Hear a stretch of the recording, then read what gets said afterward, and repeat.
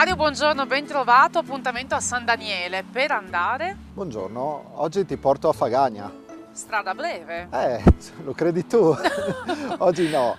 Dov'è la fregatura? La fregatura è che siamo sulle colline moreniche, quindi andremo a scoperta un po' dei posti più carini di questa zona, che peraltro è perfetta per andare in bici, sia per i ciclisti più allenati che possono scegliere delle salite più impegnative, ma anche per chi non è magari tanto allenato oppure chi ha la bici elettrica, che può fare dei percorsi più semplici.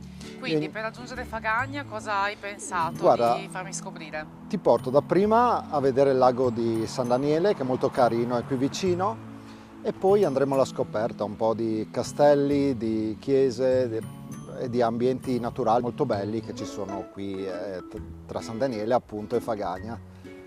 Perfetto, andiamo!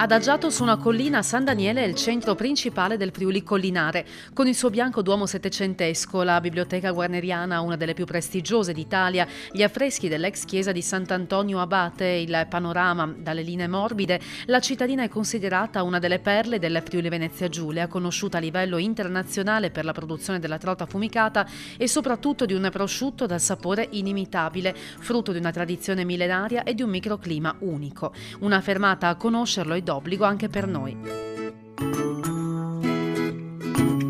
C'è una lunga tradizione e la nostra azienda è sempre rimasta appunto ubicata qui nel centro storico di San Daniele. Io sono orgoglioso di rappresentare appunto la quinta generazione di questa azienda assieme a mio fratello e appunto generazione dopo generazione stiamo portando avanti quella che è appunto la cultura della lavorazione del San Daniele.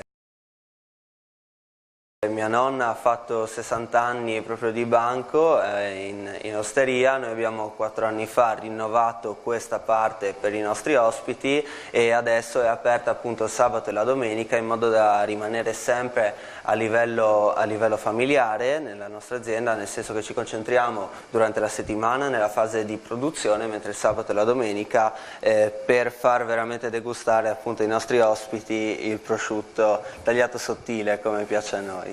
Magari su prenotazione possiamo organizzare ovviamente il giro che segue appunto tutta la lavorazione e vi possiamo appunto mostrare come funziona tutto il ciclo produttivo.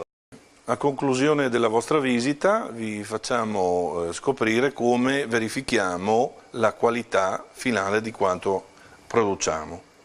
Questa è la fase della puntatura in cui noi andiamo a verificare la corretta asciugatura e maturazione del prodotto. Sono i 3 punti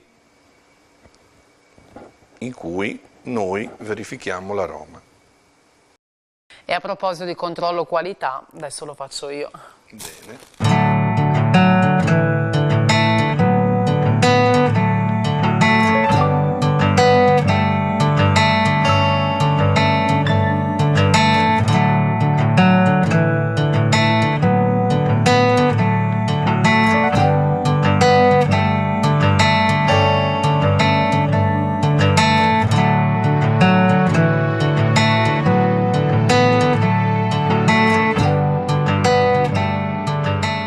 prima tappa è poco distante da San Daniele, l'incantevole lago di Ragogna, il più grande bacino intermorenico della regione. Uno specchio d'acqua naturale prezioso dal punto di vista naturalistico che accoglie gli uccelli migratori e ospita alcune rare piante acquatiche.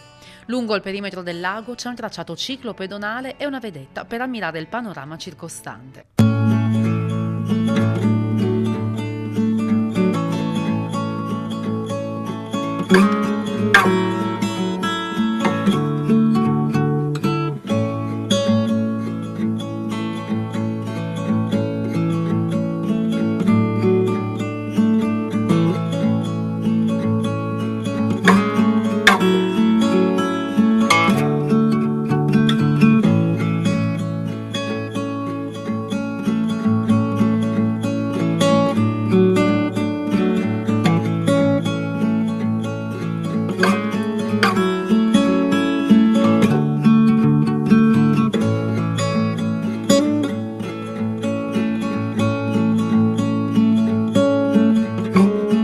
Proseguendo la pedalata incontriamo l'imponente castello d'Arcano Superiore, tuttora abitato, che si affaccia sulla valle del torrente Corno. Appartenuto alla famiglia dei Tricano, conserva il suggestivo aspetto medievale conferitogli dagli ampliamenti realizzati nel XIII secolo.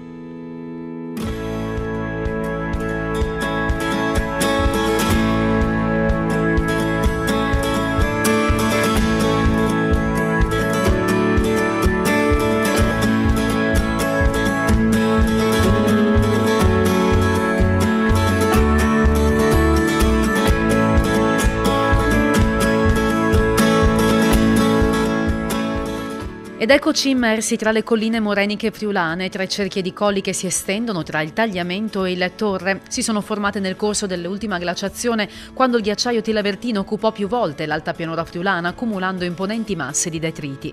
L'anfiteatro morenico riserva piacevoli sorprese artistiche, paesaggistiche, ambientali ed enogastronomiche. Si pedala attraverso splendidi paesaggi, boschi e prati che lasciano spazio a borghi, castelli, chiese e ville storiche. E anche quando c'è da spingere sui pedali in salita, lo sforzo è ricompensato dalla vista che spazia sulla pianura e sulle montagne.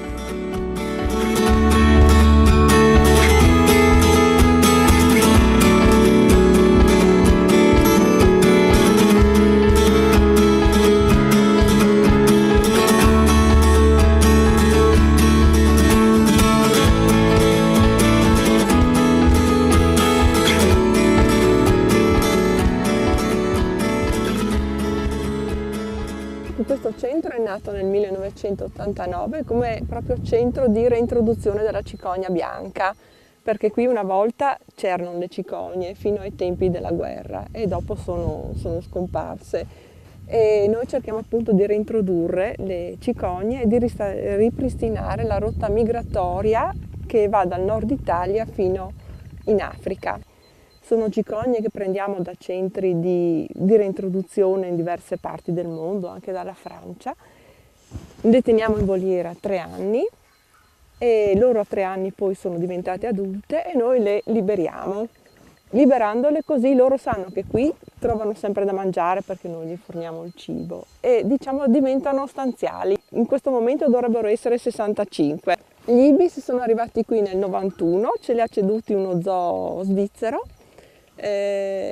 Lo stesso che ci aveva ceduto le prime cicogne e appunto abbiamo deciso di tenerli, andrebbero tenuti in voliera perché non è un uccello autoctono, però noi abbiamo scogitato questo stratagemma, prendiamo dei piccolini nati in voliera, li facciamo allevare dai ragazzi dell'università di modo che questi riconoscono l'uomo come genitore.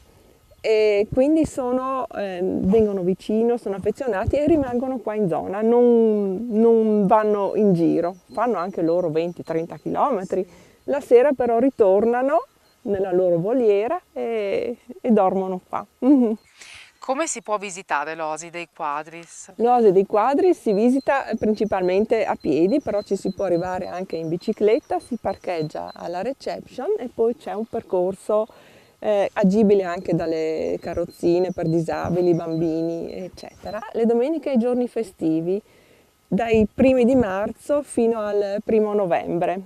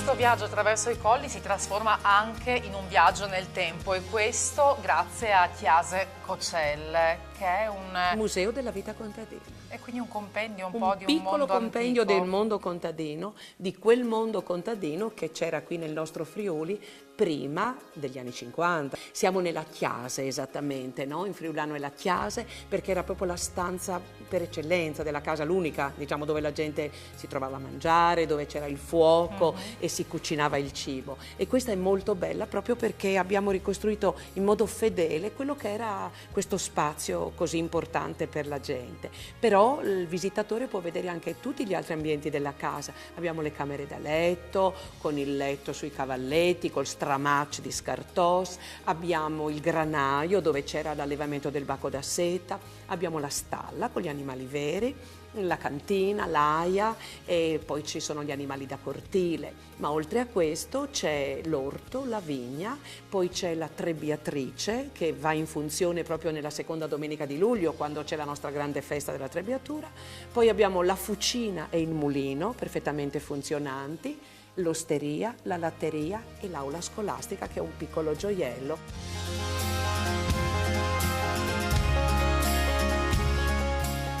Chi passa di qua durante la mattinata, dal lunedì al venerdì, può benissimo entrare e visitare la casa, perché ci sono appunto già le visite scolastiche, ma comunque anche quando non ci siano scuole e i nostri uffici sono qui, quindi può contattarci e dire siamo qui, e noi apriamo ben volentieri ai visitatori.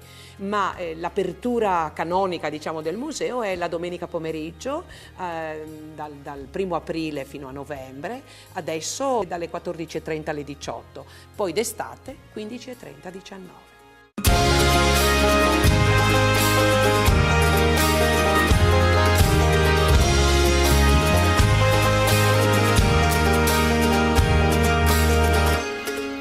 Con uno sguardo sul torrione del suo antico castello salutiamo Fagagna, inserita nell'elenco dei borghi più belli d'Italia, e le colline che ci hanno accompagnato in questa pedalata. Alla prossima, saluti e bici!